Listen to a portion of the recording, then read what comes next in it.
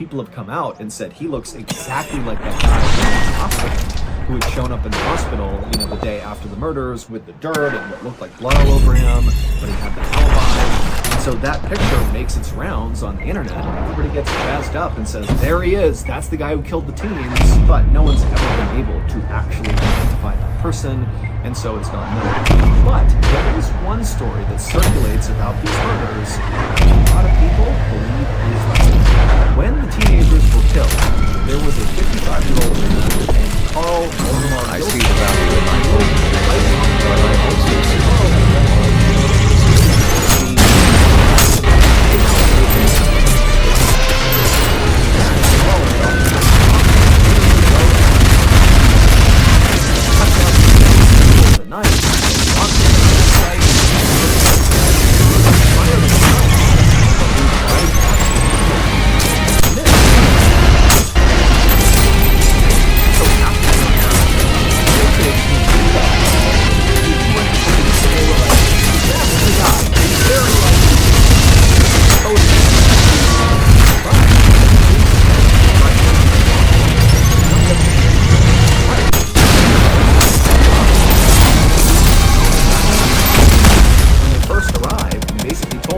away. Yeah, so the police talked to her, and she would tell police that Carl was with her and her kids when the murders happened. And so the police believed her and never really considered Carl a serious suspect.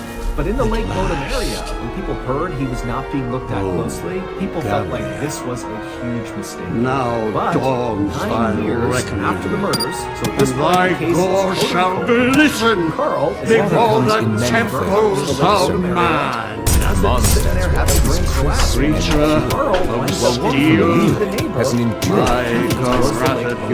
he literally said to his neighbor, don't you understand that I'm the crimes thy kind have committed against humanity are not forgotten, you should go drown yourself. and thy punishment is death.